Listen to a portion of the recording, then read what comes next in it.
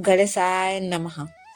दोस्तों, गणेश चौथ आने आ गया है और इस चौथ के बारे में आज हम आपको बताने वाले हैं कि जिसे कई नामों से जाना जाता है। हर जगह का नाम अलग अलग लोग रखते हैं। जिसे हमारे यूपी में गणेश चौथ, माघ का चौथ, तिलकुट्टा चौथ, ये सब भी नाम से हमारे यूपी में जाना जाता है। बहुत जगह पे तिल चौथ, सकल चौथ, तिलकुट्टा चौथ, इन्हीं सब नामों से जाना जाता है। तो आपके इधर किस नाम से जाना जाता है वो आप देख लीजिएगा। लेकिन हम आज उसी के बारे में आप लोग को बताने आए हैं। हम बता दे कि कब और किस दिन है इस व्रत को रखना है, इसका नियम विधि क्या है, इसका पूजा विधि क्या है, कब हमें नहाए खाए है, किस दिन व्रत रखना है, इस साल व्रत नया उठा सकते हैं या नहीं, जो पहली बार कर रहे हैं वो कर सकते हैं या नहीं, और जो पहले से करते हैं उनके लिए क्या विधि है, क्या नियम है। तो सभी महत्वपूर्ण बातें जान लेते हैं। सबसे पहले बता दूं, इस साल 2024 में गणेश चौथ, तिल चौथ, संकटी चौथ जैसे कि हर राज्य में अलग अलग नामों से जाना जाता है।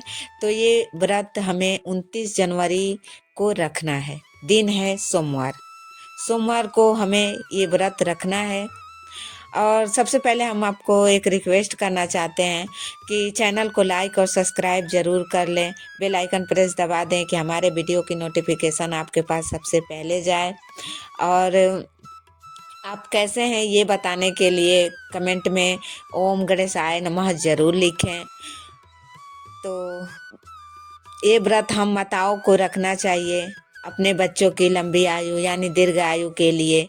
सिर्फ दीर्घ आयु के लिए नहीं, उनकी अच्छी सफलता के लिए, उनके अच्छे भविष्य के लिए हम भगवान से यही कामना करते हैं और उसी के लिए हम व्रत रखते हैं। हर माताएं रखती हैं। ये जरूरी नहीं है कि जिनके सिर्फ पुत्र हैं यानी लड़के हैं वही ये व्रत रख सकती हैं। जिनकी लड़की भी हैं वो भी ये व्रत रख सकती हैं। हमारे ही दोनों संतान हैं, हमें कोई भेदभाव नहीं करना चाहिए। हमें बस अपने संतान की आयु के लिए रखना है। लड़की चाहे लड़की हो, हमारे दोनों ही संतान हैं, लड़का लड़की कोई में भेदभाव नहीं है। और गणेश जी से विनती करते हैं कि हमारे बच्चे जहाँ रहें स्वस्थ और खुश रहें, सलामत रहें।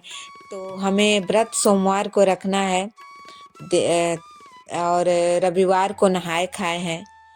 नहाए खाए का भी कुछ जरूरी नियम होता है, क्योंकि इसमें नहाए खाए का भी नियम होता है। एक दिन पहले ही शुरू हो जाता है। 28 जनवरी को नहाए खाए है, रविवार का दिन पड़ा है। इस दिन आपको बाल धोकर सुबह नहाना है। रविवार को आप किसी भी प्रकार का बाल धो सकती हैं। नॉर्मल भी बाल धो सकती हैं, कुंवारी लड़कियां भी धो सकती हैं, पीरियड का भी बाल हो वो भी धो सकते हैं। रविवार का दिन है, इस दिन तो आप कैसे भी हो आप बाल धो के नहा ही सकती हैं।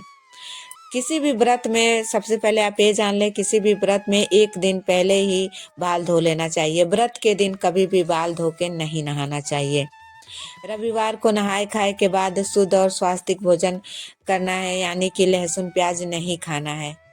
और अगले दिन उस दिन नहाए खाए के दिन सुबह भी और शाम को भी लहसुन प्याज नहीं खाना चाहिए। और अगले दिन यानी सोमवार को व्रत रखेंगे गणेश जी का। इसमें हमें गणेश जी का ही पूजा किया जाता है। सबसे पहले रविवार के रात में भोजन में क्या खाना चाहिए, तो हम आपको बता दें कि कोई भी मोटी लिट्टी होती है या रोटी होती है, चाहे आप जैसे भी आपके गांव में आपके घर में कभी तो बनता होगा, आपको पता होगा लिट्टी किसे कहते हैं। मोटी जैसे थोड़ा रोटी बनता है उससे मोटा होता है, उसी को बनाते हैं। चाहे आप गेहूं का बनाए चाहे चावल का आटे का बनाए। और इस दिन उसका साग का बहुत बड़ा नियम होता है। लिट्टी और साग ही खाया जाता है और इस दिन उसी को बनाना चाहिए और वही खाना चाहिए और वही भगवान के लिए रात में रखना भी चाहिए। एक लिट्टी, थोड़ा साग, एक गिलास पानी अलग से निकाल के भगवान के लिए रखा जाता है। ये तो आप कथा में सुने होंगे कि दो बहनें थी जो गणेश भगवान का व्रत रखी थी। जो एक जाती थी अपने बहन के पास तो साग उगलाती थी। ये सुने होंगे और नहीं सुने होंगे तो आप जाके सर्च करके देख लीजिएगा। तो आप चाहें तो आपको मिल जाए, चाहे किसी भी चीज़ का साग मिल जाए, पालक का, बथुआ का, मेथी का, चने का, जो भी आपको मिलता है आप वही बनाएं, लेकिन साग जरूरी होता है। रात में चाहे सुबह में कभी भी आप खाएं, लेकिन साग ही खाएं उस दिन, और साग ही भगवान गणेश के लिए रखा जाता है। और जो रात को आप भगवान के लिए भोग रखेंगे वो निकाल कर अलग से, उसे आप सुबह गाय को खिला दें, चाहे अपने बच्चों को खिला दें। तो आपको ये बात तो समझ में आ गई होगी कि हमें उस दिन क्या खाना चाहिए, और नहाए खाए के दिन, और कैसे व्रत का शुरुआत करना है। नहाए खाए से दिन से ही व्रत की शुरुआत हो जाती है, क्योंकि भगवान को प्रिय है साग और लिट्टी, तो इसलिए उस दिन वही बनाया जाता है। गणेश भगवान के प्रिय भोजन है। तो अगले दिन सोमवार को सुबह दातुन करके स्नान करें, फिर व्रत का संकल्प लें। जो पहली बार करेंगे वही संकल्प लेंगे। और संकल्प कैसे लें? फूल, जल, अक्षत लेकर भगवान के सामने कहेंगे कि हे भगवान, हमारे बच्चे की रक्षा करें, उनकी दीर्घ आयु दें, वो जहाँ रहें खुश रहें, सलामत रहे। भगवान के सामने ये संकल्प लेकर अक्षत और फूल जो है आपके हाथ में, उसे उनके सामने छोड़ देंगे। और जो पहले से करते हैं उनको संकल्प लेने की ज़रूरत नहीं है, जैसा करते थे पहले वैसा ही कर सकते हैं। और ये व्रत है जाता है कि इसको निर्जला व्रत रखते हैं। इसको निर्जला उपवास रखेंगे सुबह से शाम तक। चंद्र देवता जब निकल जाते हैं तब तक आप शाम तक निर्जला व्रत रहेंगे।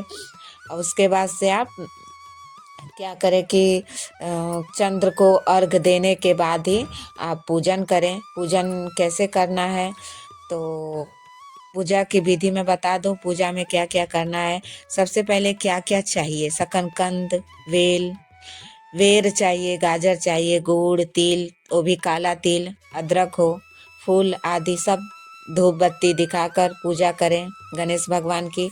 सबसे पहले एक चौकी रखें, चाहे आपके जो भी पटरा कहते हैं, पीढ़ा कहते हैं, जो भी है उस पर रखें। एक पीला कपड़ा उस पर बिछाएं गणेश भगवान के लिए। उनको आसन दें, चावल का, फूल का, जो भी। उसके बाद गणेश भगवान को आसन दें, उस पर उनको उस दिन गंगा जल से स्नान कराएं। उस पर आसन देने के बाद उनको धूप बत्ती दिखाकर जो भी उनका भोग होता है, शकरकंद, वेर, गाजर, गुड़, तिल, अदरक, जो भी उनको चढ़ा के उनका पूजन करें। और बहुत सारे ऐसे जगहों पे, बहुत सारे राज्य में वो भगवान को पहाड़ चढ़ाते हैं। पहाड़ में कैसे चढ़ाते हैं? गुड़ होगा, तिल होगा और अदरक को घीस लेंगे, उसी को पहले तिल को धो लेंगे, उसी को मिक्स करके ऐसा पहाड़ जैसा बना के भगवान को चढ़ाएंगे। तो ये हो गया, ये बातें आपको समझ में आ गई होगी। ये भी एक जरूरी नियम होता है। और एक और जरूरी और महत्वपूर्ण बात जान लीजिए, तिल आपको माघ में नहीं खरीदना है। तिल आपको 25 जनवरी के पहले ही खरीद लीजिए, क्योंकि माघ में तिल नहीं खरीदा जाता है, ये अच्छा नहीं होता है। तो या तो आप उस पे मकर संक्रांति पे तिल लाते हैं, उसी में से आप रख लीजिए काला तिल, और वही आप गणेश चौथ में यूज कर सकते हैं। माघ में आपको तिल नहीं खरीदना चाहिए, इतना तो आप जान लीजिए। और इस साल नया व्रत उठा सकते हैं या नहीं ये जान लीजिए। यहाँ जिनके यहाँ खरमास अधिक मास माना जाता है वो ये व्रत नहीं उठाएंगे। होलिका दहन के बाद कोई भी नया व्रत उठा सकते हैं। और जिनके यहाँ खरमास मलमास माना जाता है, नहीं माना जाता है, वो ये व्रत उठा सकते हैं। और एक बार और आपसे रिक्वेस्ट करूंगी, वीडियो अच्छा लगे, आपको कुछ भी आपके लाभ के लायक हो, आपके काम का मिला हो मेरी बातों से, तो प्लीज़ चैनल को लाइक और सब्सक्राइब ज़रूर करें। एक आपके लाइक से हमें बहुत खुशी होती है, हमें बहुत अच्छा लगता है कि आप मेरी बहनें हमें सपोर्ट कर रही हैं। अगर आप लोग सपोर्ट करेंगी तभी तो हम आगे और भी अच्छे अच्छे वीडियो लेके आएंगे, हर एक जानकारियाँ लेके आएंगे आपको देने के लिए। तो प्लीज़ अगर आपको वीडियो अच्छा लगे तो चैनल को लाइक सब्सक्राइब ज़रूर करें। और चलिए और आगे की बात बताते हैं। और आपके यहाँ कलश रखा जाता होगा तो कलश ज़रूर रखें। अगर आपके यहाँ नहीं रखा जाता है, पहले से आपके दादी नानी मामी जो भी हैं वो नहीं रखती हैं, आप वैसे ही उनके इधर पूजा होता है तो आप वैसे करें, नया करने की कोई ज़रूरत नहीं है। अगर रखा जाता है तो ज़रूर ज़रूर रखें, क्योंकि कलश रखने से क्या होता है कि सभी देवी देवता का आगमन हो जाता है। कलश के द्वारा ही उनका आगमन होता है, तो इससे पूजा और अच्छा होता है। कलश कैसे रखें, बहुत आसान विधि है, आप चाहें तो रख सकते हैं। एक लोटा ले लें, एक लोटे में जल ले लें, उसमें थोड़ा सा गंगा जल ले लें, हल्दी थोड़ा सा ले लें, एक सिक्का ले लें, सुपारी ले लें, और पान का पत्ता मिल जाए तो पान का पत्ता ले लें, आम का पत्ता मिल जाए तो आम का पत्ता ले लें, अशोक का पत्ता, जो भी आपके इधर अवेलेबल हो, जो मिल जाए आपको आसानी से वो ले लें। और उसके बाद कलश में रख के कलश को स्थापित करें, उसके ऊपर थोड़ा सा चावल रख दें।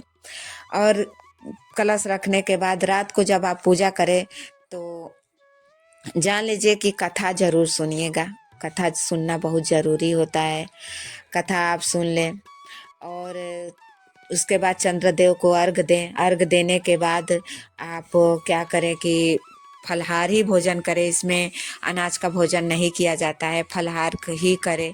निर्जला व्रत रखें, उसके बाद रात को वही फलाहार जो भी आपके इधर प्रसाद आया है उसी का फलाहार करें और अपना व्रत पूरा करें।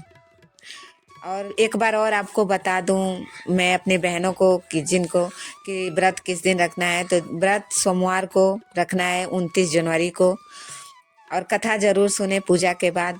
तो आज का वीडियो यहीं समाप्त करती हूँ। मैं यही उम्मीद करूँगी कि आप जहाँ रहें खुश रहें, स्वस्थ रहें, और कमेंट में ओम गणेशाय नमः जरूर लिखें।